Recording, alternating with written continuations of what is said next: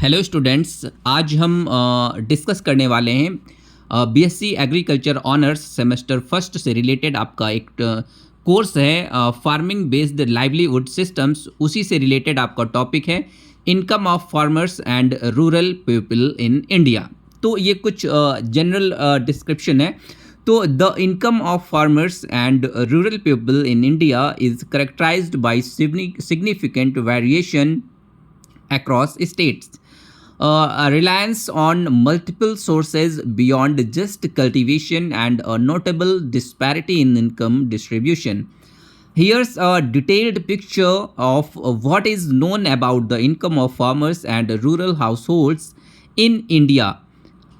In India, latest available data जो भी available है, what contributes to those incomes, how they have been changing, and what the major issues are. तो अगर हम बात करें हमारे भारत में, हमारे इंडिया में जो फार्मर्स का जो इनकम है उसी को लेकर आज हम लोग डिस्कस करने वाले हैं। तो भारत में किसानों और ग्रामीण लोगों की जो आय है राज्यों के बीच, जो भी आपके स्टेट्स हैं, जो भी डिफरेंट स्टेट्स हैं आपके, राज्यों के बीच महत्वपूर्ण भिन्नता, खेती के अलावा कई स्रोतों पर निर्भरता, क्योंकि जो भी फार्मर्स होते हैं वो खेती के साथ साथ और भी सोर्सों पर निर्भर होते हैं अपनी इनकम के लिए। तो कई स्रोतों पर निर्भरता और आय वितरण में उल्लेखनीय असमानता से जुड़ी है। यहाँ भारत में किसानों और ग्रामीण परिवारों की आय के बारे में ज्ञात जानकारी, जो भी आपके लेटेस्ट डेटा जो भी आपका अवेलेबल है, जो भी आपकी नवीनतम उपलब्ध जो भी आपके आंकड़े हैं, उन आय में योगदान देने वाले कारकों, उनमें कैसे बदलाव आ रहे हैं और क्या आपके प्रमुख मुद्दे हैं, इसकी विस्तृत जानकारी दी गई है। तो ये आपका एक टेबल दिया हुआ है, की फीचर्स इसमें आपके दिए हुए हैं, farmers and rural household income in India. तो rural and households income in India की अगर हम लोग बात करते हैं तो इसको हमने तीन कॉलम्स में डिवाइड किया हुआ है। सबसे पहला जो आपका है मेजर्स हैं, फिर आपकी क्या वैल्यूज़ हैं, मतलब लेटेस्ट जो भी रिसेंट डेटा है वो आपका अवेलेबल है, और सोर्स मतलब उस डेटा का सोर्स आपका क्या है। तो सबसे पहले हम अगर मेज़र की बात करें तो उसमें सबसे पहला आपका आता है average monthly income of rural house holds. वो आपका किसी प्रकार का भी आपका इनकम हो रूरल हाउस होल्ड्स की होनी चाहिए। तो ये आपकी जो वैल्यूज़ हैं, कितनी इनकम होती है, ये आपका है 12,698। तो ये लगभग 12,698 रुपये के आसपास आपका average monthly income of rural house holds की है। और ये जो डेटा लिया गया है ये आपका नाबार्ड से लिया गया है, all India rural financial inclusion survey. ये 2021-22 का डेटा है। तो ये नाबार्ड, जो कि आप जानते हैं कि national bank for agriculture and rural development, NABARD को हम लोग बोलते हैं, और जो इसका इस्टेब्लिशमेंट हुआ वो आपका 12 जुलाई 1982 में हुआ, और इसका जो हेडक्वार्टर है वो आपका कहाँ पर है, मुंबई महाराष्ट्र है। तो ये डेटा इसके द्वारा दिया गया। इसके बाद नेक्स्ट जो आपका मेजर है average monthly income of agricultural मतलब farming households, that is rural households that farm. तो इनकी जो आपका वैल्यू है, जो इनकी इनकम है वो आपकी कितनी है, 13,661 मतलब 13,661 रुपीज़ है। तो ये जो डेटा लिया गया है ये आपका शेम सर्वे, ये आपका किया गया है 2021-22, ये भी आपका नाबार्ड के द्वारा ही किया गया है। इसके बाद आपका आता है नंबर 3 पे एवरेज इनकम फ्रॉम कल्टीवेशन। अब कल्टीवेशन में आपकी क्या क्या चीज़ें आती हैं, जैसे farming, crop production, alone for agricultural households. तो अगर हम बात करें तो इनकी जो आपकी इनकम है वो आपका कितनी है, 4,476 पर मंथ। और ये भी डेटा आपका कहाँ से लिया गया है, नाबार्ड द्वारा सर्वे किया गया है, उसमें ये डेटा लिया गया है 2021 टू 2022। इसके बाद नेक्स्ट आपका आता है shares of income sources for farming households. तो जो शेयर आपका है इनकम का, तो फार्मिंग में, तो अगर हम बात करें तो जो आपका एग्रीकल्चर है और जो कल्टीवेशन है उसका जो आपकी इनकम में जो कंट्रीब्यूशन है वो कितना है आपका 33% है। और जो बाकी का जो कंट्रीब्यूशन है वो आपका वेज लेबर है, आपका नॉन फॉर्म जॉब्स हैं, एनिमल हस्बेंड्री उसके अंतर्गत आती है, और जो आपके other enterprises make up the rest. और जो आपकी अदर इंटरप्राइजेज हैं वो आपका रेस्ट का जो बाकी का जो कंट्रीब्यूशन है लगभग कितना है आपका 67% के आसपास जो कंट्रीब्यूशन है वो आपका अदर से आता है, और 33% जो आपका है एग्रीकल्चर और कल्टीवेशन से आता है। इसके बाद आपका है average monthly house hold expenditure in rural India. तो एक्सपेंडिचर मतलब कितना खर्चा, अगर हम बात करें जो भी आपके रूरल हाउस होल्ड्स हैं उनका खर्चा मंथली कितना है लगभग, तो वो आपका कितना है 11,262 रुपीज़ पर मंथ है, जो कि आपका अगर हम बात करें फ्रॉम रुपए 6,646 इन 2016 टू 17, तो 2016-17 में जो एक्सपेंडिचर था वो कितना था 6,646 रुपये था, जो अब 11,262 रुपये इन 2021 टू 2022 में हो गया है। इसके बाद हम बात करते हैं सेविंग्स की। तो सेविंग्स जो आपका रेजिडिवल आफ्टर एक्सपेंडिचर मतलब खर्चों के बाद जो भी सेविंग्स होती है for an average farming house hold, तो एक एवरेज फार्मिंग हाउस होल्ड्स की जो सेविंग्स हैं वो आपकी पर मंथ कितनी है 1,951 रुपीज़ पर मंथ। ये डेटा आपका नाबार्ड सर्वे 2021-22 का डेटा है, तो इसमें आपका 1,951 रुपये पर मंथ क्या है आपका ये सेविंग्स के अंतर्गत आता है। इसके बाद हम बात करते हैं इंटरप्रिटेशन एंड कॉन्टेक्स्ट की। तो व्याख्या और संदर्भ को लेकर अगर हम बात करें तो सबसे नंबर 1 पर आपका आता है the income from just cultivation. Just cultivation मतलब क्रॉप फार्मिंग, जो भी हम कल्टीवेशन करते हैं, जो भी हम क्रॉप्स लगाते हैं, crop farming is quite low. ये आपका क्या है, क्वाइट लो मतलब कम है, कितना रुपए है 4,500 per month. For many farmers this doesn't cover all their needs specially given input cost, seeds, fertilizers, labour etcetera. तो अगर हम बात करें केवल खेती का मतलब केवल फसल उत्पादन आपका है, खेती का मतलब क्या है, आप क्या करते हैं क्रॉप का कल्टीवेशन करते हैं, फसल उत्पादन करते हैं, से होने वाली आय काफ़ी नहीं है, क्योंकि अगर हम इसकी बात करें तो लगभग 45 रुपये प्रति महीने ही आपका फार्मर का इनकम हो पा रहा है। कई किसानों के लिए इससे उनकी सभी ज़रूरतें पूरी नहीं हो सकती हैं, उनकी ज़रूरतों को पूरा नहीं किया जा सकता है।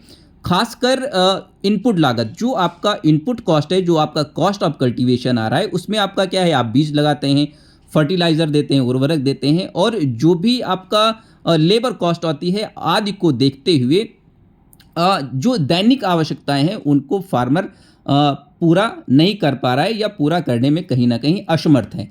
इसके बाद हम बात करते हैं नंबर 2 पे आपका आता है hence farming households rely heavily on other sources of income like livestock, wage labor, small non-farm business or employment, etc.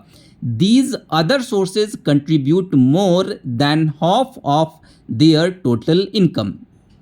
तो अगर हम बात करते हैं कि कहीं ना कहीं फार्मर अगर कल्टीवेशन करता है तो कल्टीवेशन से ही वो अपनी क्रॉप कल्टीवेशन से ही वो अपनी जो भी डोमेस्टिक रिक्वायरमेंट्स हैं वो उनको पूरा नहीं कर सकता है। तो इसके अलावा वो फार्मर फिर क्या करता है, वो बाहर जाता है, अदर एक्टिविटीज़ करता है, लाइव स्टॉक प्रोडक्शन करता है, वेज लेबर के रूप में काम करता है, स्मॉल नॉन फार्मर बिजनेस और अदर एम्प्लॉयमेंट में कहीं ना कहीं वो इन्वॉल्व होता है। इसलिए कहीं ना कहीं किसान परिवार आय के अन्य स्रोतों पर बहुत अधिक निर्भर हो जाते हैं, जैसे आपका पशुधन है, आपका मजदूरी करते हैं, वेज लेबर आपका एज अ वर्क करते हैं, छोटे गैर कृषि व्यवसाय या रोजगार की तरफ भी कहीं ना कहीं ये मूव ऑन करते हैं आदि। ये अन्य स्रोत जो भी हैं उनकी कुल आय में आधे से ज़्यादा कहीं ना कहीं योगदान देने का काम करते हैं। इसके बाद हम बात करते हैं नंबर 3 पे है the average rural house hold not just farming ones has seen income growth of 57 to 58% over 5 years from 2016 to 17 to 2021 to 22, rising from रुपए 8,059 per month to 12,698 per month. अगर हम बात करें कि औसत ग्रामीण परिवार, जितने भी आपके ग्रामीण परिवार हैं, रूरल हाउस होल्ड्स हैं, ग्रामीण परिवार, सिर्फ खेती करने वाले परिवार ही नहीं, की आय में पिछले 5 वर्षों, अब पिछले 5 वर्ष आपका डेटा जो है वो कितना है, 2016-17 से लेकर 2021-22 तक का डेटा है, में 57 से 58% की वृद्धि हुई है, जो 8,059 पर मंथ से बढ़कर, पर माह से बढ़कर कहीं ना कहीं 12,698 प्रति माह फार्मर की इनकम हो गई है, रूरल हाउस होल्ड की इनकम हो गई है। इसके बाद नंबर 4 आपका है, expenditures have also risen nearly in proportion, costs of living, inputs etcetera, so net savings are small, many households have little left over after meeting expenses. तो अगर हम बात करें, खर्च भी लगभग उसी अनुपात में बढ़े हैं। तो अगर हम बात करें, जैसे जैसे कहीं ना कहीं रूरल हाउस होल्ड्स की, फार्मर्स की अगर इनकम बढ़ी है, तो उसी हिसाब से कहीं ना कहीं आपका एक्सपेंडिचर भी इंक्रीज हुआ है, आपकी लागत भी, आपका खर्च भी कहीं ना कहीं उसी अनुपात में बढ़ा है। जीवन यापन की लागत, इनपुट वगैरह, तो जीवन यापन की जो भी आपकी लागत है वो भी कहीं ना कहीं आपका उसी प्रपोर्शन में आपकी इंक्रीज हुई है, इसीलिए शुद्ध बचत आपकी कम होती है। जो आपका शुद्ध बचत है वो आपका क्या हुआ है, कहीं ना कहीं नेट सेविंग्स आपकी क्या हुई है, कहीं ना कहीं कम हुई हैं। कई परिवारों के पास खर्च पूरा करने के बाद बहुत कम जो बचत है वो बहुत कम ही बचता है।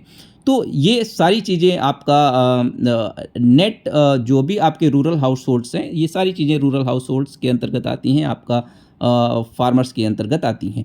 इसके बाद हम बात करते हैं वेरिएशंस, गैप्स एंड चैलेंजेस। तो वेरिएशंस, गैप्स एंड क्या क्या चैलेंजेस हैं कहीं ना कहीं पर मंथ इनकम इंक्रीज़ करने के लिए, या आपका एग्रीकल्चर से इनकम इंक्रीज़ करने के लिए। तो इसमें आपका नंबर 1 आता है बाई स्टेट। तो अगर हम बात करें बाई स्टेट की, यहाँ पर बात कर रहे हैं by state region, there are large differences.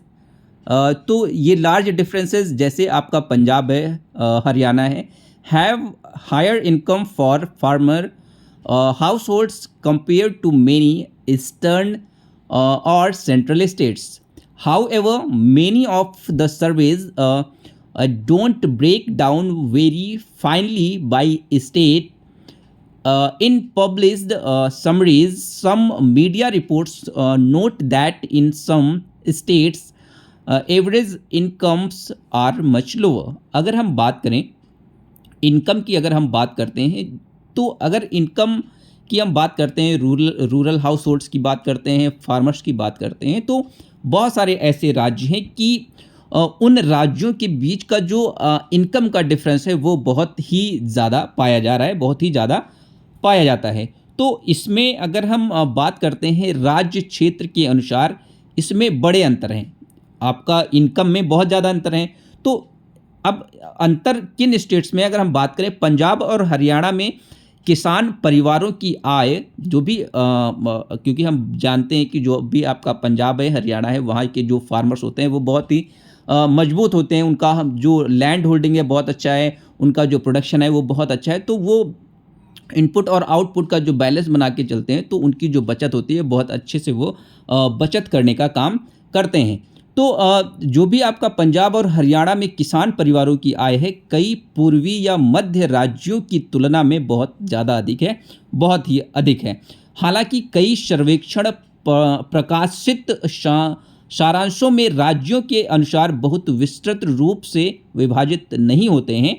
कुछ मीडिया रिपोर्टों में कहा गया है कि कुछ राज्यों में औसत आय आपकी कहीं ना कहीं बहुत ही ज़्यादा कम है। इसके बाद अगर हम नंबर 2 पे बात करते हैं, land holding size matters a lot. तो कहीं ना कहीं जो भूमि का आकार है ये आपका बहुत ही ज़्यादा मायने रखता है आपका यील्ड में, और कहीं ना कहीं आपका इनकम डिफरेंस में। तो स्मॉल एंड मार्जिनल फार्मर्स, तो small and marginal farmers which are the majority earn less per household and per capita more show because they have less area over which to generate farming income. तो अगर हम बात करें भूमि का आकार भी कहीं ना कहीं आपका इनकम पे, आपकी ईल्ड पे बहुत ही ज़्यादा अफेक्ट करने का काम करता है, फार्मर को प्रभावित करने का काम करता है, रूरल हाउस होल्ड्स को प्रभावित करने का काम करता है। छोटे और जो सीमांत किसान हैं, छोटे और सीमांत किसान ही सबसे ज़्यादा हमारे इंडिया में पाए जाते हैं, जो कहीं ना कहीं बहुसंख्यक हैं। प्रति परिवार कहीं ना कहीं क्या करते हैं, जो अर्निंग है बहुत ही ज़्यादा कम है, और प्रति व्यक्ति और भी अधिक। तो अगर हम बात करें प्रति परिवार तो कम ही है, अगर हम पर कैपिटा पे चले जाएंगे, पर फैमिली मेंबर पे चले जाएंगे, तो इनकम आपकी बहुत ही ज़्यादा और भी कम हो जाती है, क्योंकि उनके पास खेती से आय उत्पन्न करने के लिए कम क्षेत्र होता है, जो एरिया है वो बहुत ज़्यादा कम है। तो पर कैपिटा पे अगर हम लोग चले जाएंगे, पर पर्सन पे चले जाएंगे, तो वो जो आपका होल्डिंग वो भी बहुत कम हो जाएगी, लैंड होल्डिंग भी बहुत कम हो जाएगी, और आपकी जो इनकम है वो तो आपकी कम हो ही जाएगी। इसके बाद नंबर 3 पे आपका आता है कॉस्ट प्रेशर्स आर लार्ज। तो इनपुट्स जैसे आपका सीड्स है, फर्टिलाइजर्स है, लेबर्स है, interest on loans etcetera can eat up much of the gross income. तो अगर लागत का जो दबाव है वो कहीं ना कहीं हमारा जो हाउस होल्ड है, रूरल हाउस होल्ड है, रूरल फार्मर है, उस पर कहीं ना कहीं बढ़ा है, बहुत ही ज़्यादा इंक्रीज हुआ है। तो लागत का दबाव बढ़ा है। अब लागत आपकी क्या होती है, जैसे इनपुट्स आप लगाते हैं, इनपुट्स में आपका होता है बीज, होता है आपका उर्वरक, होता है सीड्स मतलब बीज, उर्वरक मतलब फर्टिलाइज़र, और श्रम जो भी आप लेबर लगाते हैं तो वो आपका श्रम है।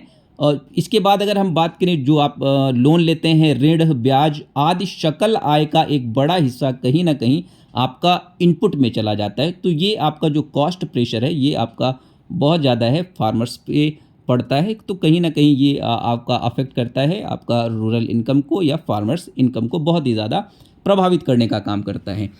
इसके बाद हम बात करते हैं number 4 income risk and seasonality. तो कहीं ना कहीं farming is subject to weather risk, crop failures, pest outbreaks etcetera.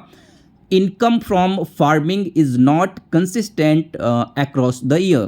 Non-farm income helps smooth it, but many lack stable non-farm employment. तो आय जोखिम और जो भी सीजनैलिटी होती है, मतलब जो भी मौसमी प्रक्रियाएं होती हैं, वो भी कहीं ना कहीं फार्मर्स का जो इनकम है उसको प्रभावित करने का काम करते हैं। तो वो कैसे करते हैं, जैसे आप देखते हैं कि जो भी खेती है, खेती कहीं ना कहीं वो fully dependent on whether conditions, seasons पे डिपेंड करती है। तो खेती मौसम संबंधी जोखिमों, जैसे आपका ये जो भी जोखिम्स होते हैं, ये कहीं ना कहीं आपकी फसल को विफल करने का काम करते हैं। तो फसल विफलताओं में आपका क्या आता है, जैसे कीटों का प्रकोप। कीटों का प्रकोप कैसे इंक्रीज होता है, क्योंकि आप देखते हैं जैसे जैसे आपका टेम्परेचर, ह्यूमिडिटी, ये चीज़ें आपका इंक्रीज या डिक्रीज होती हैं, तो ये कहीं ना कहीं जो आपके कीट पतंगे हैं या डिजीज़ेज़ हैं, इनका जो इन्फेस्टेशन है वो बहुत तेज़ी से बढ़ता है और आपकी फसल को प्रभावित करने का काम करता है। तो कीटों आदि के प्रकोप आदि से आपका क्या होती हैं, फसलें प्रभावित होती हैं।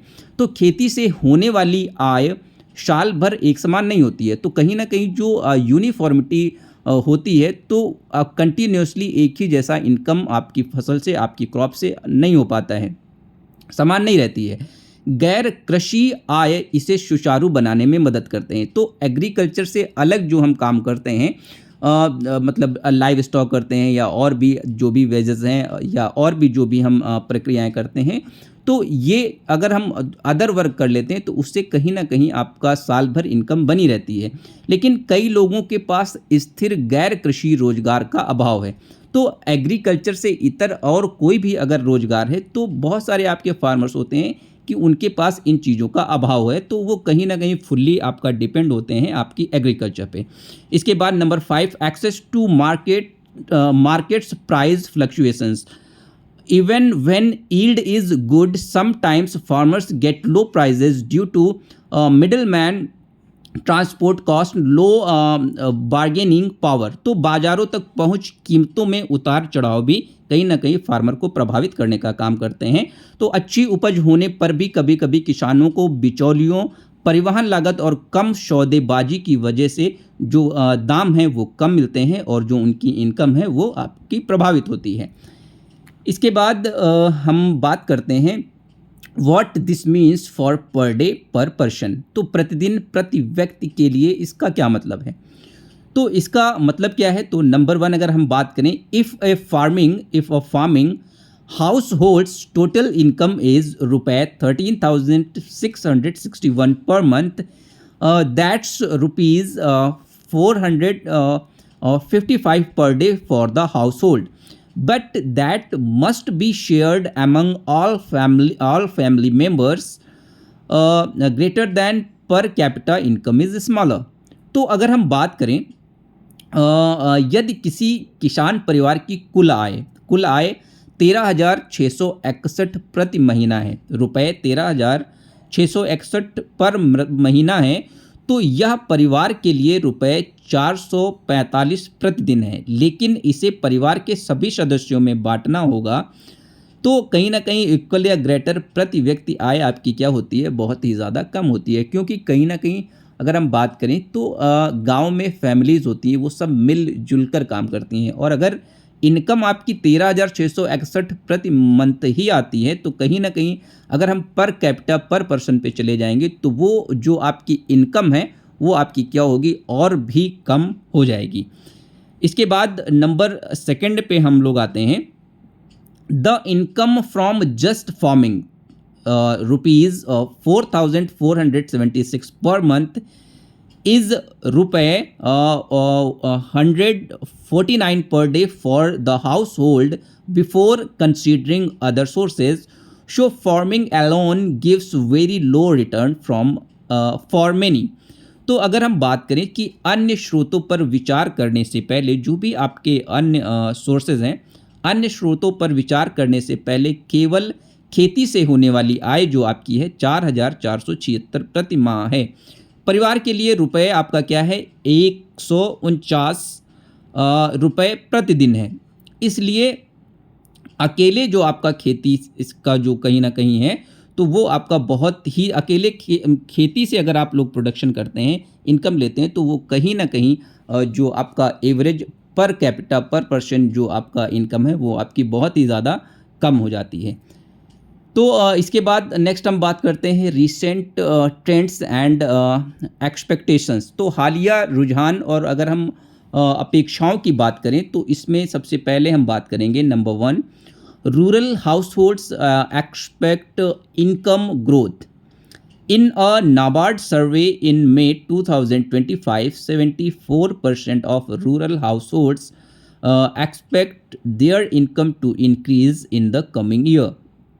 अगर हम बात करें तो जो भी आपका ग्रामीण परिवारों को आय वृद्धि की जो उम्मीद है, मई 2025 में नाबार्ड के एक सर्वेक्षण में 74% ग्रामीण परिवारों को आने वाले वर्ष में अपनी आय में वृद्धि की उम्मीद है। तो जो भी नाबार्ड के द्वारा सर्वे किया गया, national bank for agriculture and rural development, जिसका हेडक्वार्टर आपका कहाँ पर है? मुंबई महाराष्ट्र में है। इसको इस्टेब्लिश किया गया 12 जुलाई 1982 में। तो इसने क्या कहा कि इसने सर्वे किया मई 2025 में, और फार्मर्स के ऊपर इसका सर्वे किया गया। तो फार्मर्स ने 74% ग्रामीण जो परिवार थे, उन्होंने कहीं ना कहीं उम्मीद जताई कि आने वाले समय में जो उनकी इनकम है, जो उनकी आय है, उसमें कहीं ना कहीं वृद्धि होगी, कहीं ना कहीं वृद्धि होने वाली है, बहुत ज़्यादा वृद्धि होगी। 74% जो भी आपके ग्रामीण, जो भी आपके रूरल हाउस होल्ड्स हैं, उनका ये मानना था, जो कि सर्वे आपका किसके द्वारा किया गया? नाबार्ड द्वारा मई 2025 में किया गया। इसके बाद नंबर सेकंड अगर हम बात करें रिसेंट ट्रेंड एंड एक्सपेक्टेशन में, मतलब जो भी रूरल हाउस होल्ड्स हैं, रूरल हाउस होल्ड्स और जो भी फार्मर्स हैं, उनकी एक्सपेक्टेशंस होंगी, कुछ ना कुछ उनके माइंड में होगा, या गवर्नमेंट या कुछ ऐसे स्कीम्स लॉन्च करेंगी जैसे जिससे उनकी इनकम या उनकी पर कैपिटा इनकम आने वाले समय में इंक्रीज़ होगी। तो कहीं ना कहीं फार्मर्स को गवर्नमेंट से बहुत ज़्यादा एक्सपेक्टेशंस रहती हैं।